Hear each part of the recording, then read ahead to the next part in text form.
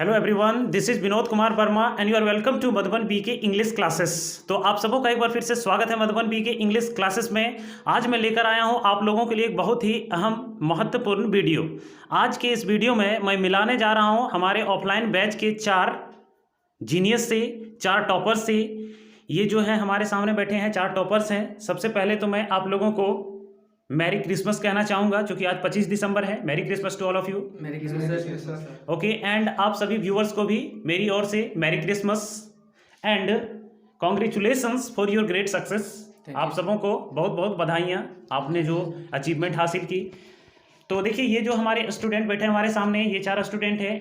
एक ने गिरिडीह जिले में प्रथम स्थान हासिल किया है।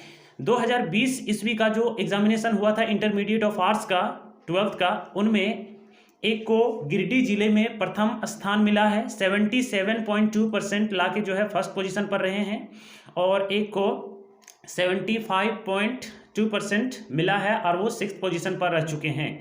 उसके बाद मैं बता दूं कि ये जो है चारों स्टूडेंट +2 हाई स्कूल कुम्हरलालो से हैं और इन्होंने 1st, 2nd, 3rd, 4th rank अपने स्कूल में प्राप्त किया है। तो ये बहुत बड़ी उपलब्धि है, आप लोगों का लगन, मेहनत, परिश्रम का ही फल है। तो मैं एक चीज़ और बताना चाहूँगा कि जो इंटरमीडिएट ऑफ आर्ट्स का रिजल्ट था ये 17 जुलाई को आया, लेकिन जिस समय सबों का रिजल्ट आया उस समय कुछ स्टूडेंट का नहीं आया। तो सबसे पहले मैं इंट्रोड्यूस कराना चाहूँगा स्टूडेंट से। आप अपना परिचय दीजिए। मैं नीरज रंजन तिवारी हूँ और मैं +2 उच्च विद्यालय कुम्हरलालो का छात्र रह चुका हूँ। ओके, आप अपना परिचय दीजिए। मैं Nitesh Kumar Varman class 12 +2 high school Kumharlalo का छात्र रह चुका हूँ। ओके, इन्हें दी। मैं प्रवीण कुमार तिवारी +2 हाई स्कूल कुम्हरलालो का छात्र रह चुका हूँ। ओके, आप बताइए अपना परिचय। मैं सागर कुमार +2 उच्च विद्यालय कुम्हरलालो का छात्र रह चुका हूँ। ओके, तो आपने देखा कि ये चारों जो है +2 हाई स्कूल कुम्हरलालो के छात्र रह चुके हैं। 2020 ईस्वी में इन्होंने इंटरमीडिएट ऑफ आर्ट्स का एग्जामिनेशन पास किया है अच्छे नंबरों से। तो मैं बताना चाहूँगा कि नीरज कुमार तिवारी का जो है रिज़ल्ट, जिस समय सबों का रिज़ल्ट आया 17 जुलाई को, उस समय इनका रिज़ल्ट नहीं आया। इनके रिज़ल्ट में कुछ दिक्कत हुआ। तो और ये टॉपर हैं गिरिडीह जिले में। इनका जो है नीरज कुमार तिवारी जो है ये गिरिडीह जिले में प्रथम स्थान प्राप्त कर चुके हैं 77.2% लाके।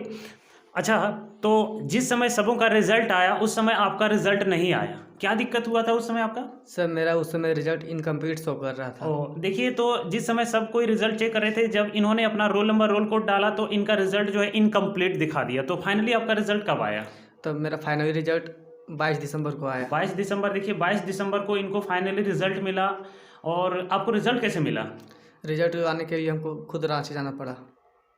मतलब देखिए, इनको रिजल्ट आने के लिए खुद रांची जाना पड़ा, मतलब इनको बहुत सारा दिक्कत हुआ, परेशानियों का सामना करना पड़ा, चक्कर लगाना पड़ा वहाँ थोड़ा सा इनको, है ना। तो मैं एक चीज़ बताना चाहूँगा आप सबों को कि आप लोग जब भी एग्जामिनेशन में जाते हैं तो ध्यान दीजिएगा इस चीज़ का कि आप जब रोल नंबर और रोल कोड भरते हैं, ठीक है, तो उसे अच्छी तरह से भरिएगा और 2-3 बार आप जांच कर लीजिएगा कि मैंने जो है मिला के देखिएगा एडमिट कार्ड से वो जो आप भरे हैं सो। ये आपका सबसे इंपॉर्टेंट चीज़ होता है, क्योंकि अगर आप रोल नंबर, रोल कोड गलत भरते हैं तो आपका रिजल्ट जो है पब्लिश नहीं होगा और उसके बाद आपको काफ़ी परेशानियों का सामना करना पड़ सकता है। तो आप लोग जो है इसे ध्यान में रखिएगा, ठीक है। अब तो फाइनली इनका रिजल्ट तो आ गया। तो देखिए, रिजल्ट आने के बाद पता चलता है कि ये जो है डिस्ट्रिक्ट में टॉप रह चुके हैं। तो आपको कैसा महसूस हो रहा है? मुझे बहुत अच्छा महसूस हो रहा है कि मैं डिस्ट्रिक्ट में फर्स्ट टॉपर रहा हूँ। ओके, लेकिन एक चीज़ इनको दिक्कत हो रहा है थोड़ा सा, है ना, कि आपका एडमिशन वाला बताया ना कि आपका एडमिशन। देखिए, मैं एक चीज़ और बताना चाहूँगा कि जितने भी स्टूडेंट हैं उनका एडमिशन हो चुका है BA पार्ट 1 में, लेकिन इनका एडमिशन अभी तक नहीं हुआ है। ये कॉलेज में पता किया इन्होंने तो पता चला कि साइट बंद हो चुका है। तो पता नहीं इनका एडमिशन होगा कि नहीं होगा, लेकिन मैं आशा करता हूँ कि इनका एडमिशन हो जाए। ओके, तो आप बताइए कि आपने जो है तैयारी कैसे की, आपका ये स्ट्रेटेजी क्या रहा तैयारी का कि आपने जो है डिस्ट्रिक्ट में प्रथम स्थान हासिल किया, इतने अच्छे नंबरों से आपने परीक्षा पास की, बताइए। मैं रेगुलर क्लासेस करता था, ट्यूशन में भी और स्कूल में भी, और फिर डीप स्टडी करता था। ओके, अच्छा, आपका जो है दिनचर्या कैसा रहा? मैं अर्ली इन द मॉर्निंग सुबह उठ जाता था और सुबह में पढ़ने से फ़ायदा मिलता है कि सुबह जो पढ़ते हैं आप वो ज़्यादा समझ में आता है। मतलब सुबह आप पढ़ते थे तो ज़्यादा समझ में आया है ना। जी सर। तो देखिए ये क्या है, इनका स्ट्रेटजी ये बता रहे हैं, इन लोगों का जो स्ट्रेटजी रहा है वो सबसे ज़्यादा बेस्ट जो माना जाता है कि ये इन लोगों का सबसे बेस्ट पॉइंट क्या है कि अर्ली इन द मॉर्निंग ये लोग उठते थे सुबह जल्दी और पढ़ाई, इन्होंने पढ़ाई की सुबह जल्दी। तो एक चीज़ मैं बताना चाहूँगा, ये बहुत इंपॉर्टेंट चीज़ है, आप स्टूडेंट्स को मैं मैसेज देना चाहूँगा कि देखिए अर्ली इन द मॉर्निंग जो उठते हैं ना, बहुत सारे फ़ायदे हैं अर्ली इन द मॉर्निंग उठने के। सबसे पहले तो अर्ली इन द मॉर्निंग जो होता है टाइम सुबह का 4 बजे भोर, वो क्या होता है, ब्रह्म मुहूर्त माना जाता है, उन्हें ब्रह्म मुहूर्त माना जाता है। दैट मीन्स अगर हम अर्ली इन द मॉर्निंग में कोई चीज़ पढ़ते हैं तो वो कहा जाता है कि हमारे दिमाग में बहुत ज़्यादा जल्दी से हमारा दिमाग जो है ना कैच करता है, क्योंकि उस टाइम हम जब सो के उठते हैं तो हमारा दिमाग बिल्कुल एकदम एक तरह से समझिए खाली होता है, और जो चीज़ हम सबसे पहले उसमें डालते हैं वो एकदम फिक्स हो जाता है। तो आप लोग भी ये स्ट्रेटजी अपना लीजिए इन टॉपर्स वाला, तो आप भी जो है अच्छे इनकी तरह कर सकते हैं रिजल्ट। ओके, तो आप बताइए कि आप जो है अपना ये आपने जो मुकाम हासिल किया, ये क्रेडिट आप किनको देना चाहेंगे? मैं अपने क्रेडिट अपने टीचर्स, फ्रेंड्स एंड पेरेंट्स को देना चाहता हूँ। ओके, और आप जो है ये क्रेडिट किनको देना चाहेंगे, आपने जो ये पोजीशन हासिल किया? मैं अपना यह श्रेय अपने शिक्षकों, परिवार और स्वयं को देना चाहता हूँ। ओके, आप बताइए। मैं टीचर और फैमिली और फ्रेंड्स को देना चाहता हूँ। अच्छा, मैं इसका श्रेय अपने माता पिता, टीचर और स्वयं को देना चाहता हूँ। ओके, तो आपने जो है पढ़ाई की, तो आपकी पढ़ाई में आपके पेरेंट्स वगैरह का सबका मतलब जो है साथ बहुत रहा। अच्छा मतलब साथ रहा, जी सर। सबों ने साथ दिया, जी सर। आपको पढ़ाई के लिए जो है छूट दी। जी सर। क्योंकि आपका जो है बैकग्राउंड भी, आप लोगों का बैकग्राउंड भी उतना अच्छा नहीं है, आप लोग जो है गरीब परिवार से भी आते हैं। जी सर। उसके बाद आप लोगों ने बहुत अच्छी तरह से मेहनत की, पढ़ाई की और अच्छा मुकाम हासिल किया। तो इसमें कहा जा सकता है कि पढ़ाई में गरीबी जो है वो आड़े नहीं आती है, यस सर। मतलब गरीबी जो है बाधक नहीं बनता एक स्टूडेंट के लिए। अगर जो अच्छा रिजल्ट करना चाहता है तो वो कर सकता है, जी सर। क्योंकि उसमें हमें किसी चीज़ की दरकार नहीं होती है, बस हमें एक चीज़ की दरकार होती है, वो है स्ट्रगल, हार्ड वर्क। अच्छा बताइए कि आपने जो है किस बुक को फॉलो किया? हम लोग सभी NCERT बुक को फॉलो किए हैं।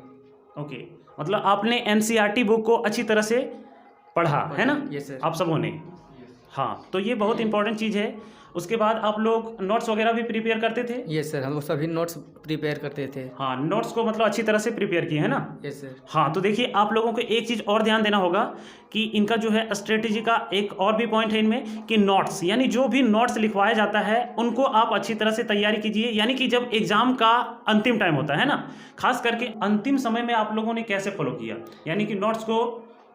सर रेगुलर नोट्स को पढ़ते थे तो समझ में रहता था, और जो छूट जाता था उसको समझते थे सभी बैठ कर आप आपस में। ओके, तो देखिए हाँ, अच्छा, ग्रुप स्टडी ये भी एक बहुत बेनिफिशियल चीज़ है कि अगर आपको कोई चीज़ समझ में नहीं आ रहा है तो आप अपने फ्रेंड से भी हेल्प ले सकते हैं। जैसे एग्ज़ाम का अंतिम समय आता है ना, तो आप तो कहीं कोचिंग क्लासेस, ट्यूशन वगैरह तो नहीं जाते हैं, स्कूल भी बंद हो जाता है, तो घर में रहते हैं, और मान लीजिए उस समय प्रॉब्लम हो रहा है तो आप अपने फ्रेंड्स में आप डिस्कस कर सकते हैं, है ना? क्योंकि एक दूसरे से डिस्कस करने से क्या होता है, प्रॉब्लम सॉल्व हो जाता है ना, क्योंकि एक मुझे नहीं सवाल आ रहा है तो दूसरे को आ रहा है, ऐसा करके आप आराम से डील कर सकते हैं। तो आप लोगों के लिए प्लस पॉइंट है, आप भी ऐसा कर सकते हैं, ठीक है? अच्छा, मैं अब जानना चाहूँगा, what would you like to be in your life? I want to be an ideal teacher in my life. Okay, आप बताइए कि आप अपने लाइफ में क्या बनना चाहते हैं? मैं अपने भविष्य में एक अच्छे शिक्षक बनकर समाज को जागरूक करना चाहता हूँ। Okay, thank you. आप बताइए कि आप अपने लाइफ में क्या करना चाहते हैं? सर मैं आर्मी बनना चाहता हूँ और देश की सेवा करना चाहता हूँ। ओके, आप आर्मी बन के देश की सेवा करना चाहते हैं, बहुत अच्छी बात है। देश की सेवा आप किसी भी तरह से, आप टीचर बन के चाहे आर्मी बन के जो भी बनना चाहते हैं, आप बन के सेवा करना चाहते हैं। देश की सेवा करना अपने आप में गर्व की अनुभूति होती है, हमें गर्व महसूस होता है ना? अच्छा, आप बताइए सागर जी, आप जो है अपने लाइफ में क्या बनना चाहते हैं? मैं रेलवे सेक्टर में जाकर देश की सेवा करना चाहता हूँ। ओके, बहुत अच्छा। देखिए, तो आप लोग जो है, ठीक है, आप अपने लाइफ में आपने जो डिसाइड किया है, आपका जो एम है, आप अपने लाइफ में इसी तरह से स्ट्रगल करते रहिए, आगे भी इसी तरह मेहनत करते रहिए, आप अपना स्ट्रगल जारी रखिए और आपने जो एम बनाया, लक्ष्य, उसे हासिल कीजिए। आपको ये मुकाम ज़रूर मिलेगा, बशर्ते आप निरंतर लगे रहिए, मेहनत करते रहिए, परिश्रम करते रहिए और आप फल का चिंता मत कीजिए, है ना। अच्छा बताइए, आप जो है आने वाले न्यू कमर्स को यानी कि नए स्टूडेंट्स को आप अपने जूनियर स्टूडेंट को क्या मैसेज देना चाहेंगे, क्या संदेश देना चाहेंगे? मैं उन्हें यही संदेश देना चाहता हूँ कि वो मेहनत करने से कभी पीछे ना हटें और वो हार्ड वर्क करें। ओके, आप क्या संदेश देना चाहेंगे? आप भी कुछ बताइए। मैं यह संदेश देना चाहता हूँ कि प्रत्येक विद्यार्थी को ईमानदारी पूर्वक और लगन से मेहनत करना चाहिए। ओके, आप बताइए, आप जो है स्टूडेंट्स को क्या संदेश देना चाहेंगे? सर मेहनत कभी बेकार नहीं जाती और ईमानदारी पूर्वक हम लोग को मेहनत करना चाहिए। यस, अगर आप ईमानदारी पूर्वक मेहनत करते हैं तो उसका रिजल्ट भी ईमानदारी पूर्वक ही आएगा। ये बहुत अच्छी चीज़ है, इन्होंने बहुत अच्छा बताया। आप बताइए क्या संदेश देना चाहेंगे अपने आने वाले स्टूडेंट्स को? मैं यही संदेश देना चाहता हूँ कि किसी भी स्टूडेंट को स्कूल और ट्यूशन अपसेट नहीं करना चाहिए, क्योंकि इससे पढ़ाई छूट जाती है। ओके, देखिए तो इन्होंने क्या कहा कि रेगुलर स्कूल जो है ना, एक चीज़ ध्यान दीजिएगा कि आप जो है कभी भी जितने भी स्टूडेंट हैं रेगुलर, हमेशा एक चीज़ ध्यान दीजिएगा कि रेगुलरिटी जो होती है स्टूडेंट्स के लिए सबसे इंपॉर्टेंट चीज़ होते है ना। अगर आप रेगुलर हैं और अगर आप एक ही घंटा पर डे पढ़ रहे हैं ना, 2 ही घंटा पढ़ रहे हैं, तो that is enough for you, एकदम काफ़ी है। आपको 8 घंटा 10 घंटा पढ़ने की दरकार नहीं है, ज़रूरत नहीं है। अगर आप 2 घंटा ही 3 घंटा पढ़ रहे हैं ना, लेकिन आप अगर कंसिस्टेंसी बरकरार रखते हैं, नियमितता बना के रखते हैं, तो आपका रिजल्ट बिल्कुल एकदम अच्छा होगा, ये गारंटी है। तो जैसा कि इन्होंने बताया, तो आप इन लोगों को भी फॉलो कीजिए और आप लोग भी मेहनत कीजिए और इसी तरह से रिजल्ट प्राप्त कीजिए, अच्छा मेहनत करके अच्छा रिजल्ट प्राप्त कीजिए। तो मैं आप लोगों को संदेश देना चाहूँगा कि if you want to be happy and successful in life then never stop learning, कि अगर आप अपने जीवन में सफल होना चाहते हैं, हैप्पी रहना चाहते हैं, तो कभी सीखना मत छोड़िए। आप सीखते रहिए, पढ़ते रहिए, आपका लाइफ अच्छा होगा। ठीक है, तो आप लोग जो है इसी तरह मेहनत करते रहिए, मेरी शुभकामनाएं हैं। ओके, आप लोग इसी तरह लाइफ में और भी से एक अचीवमेंट हासिल कीजिए। Okay, that's all for today, see you in the next video. Thanks for watching this video.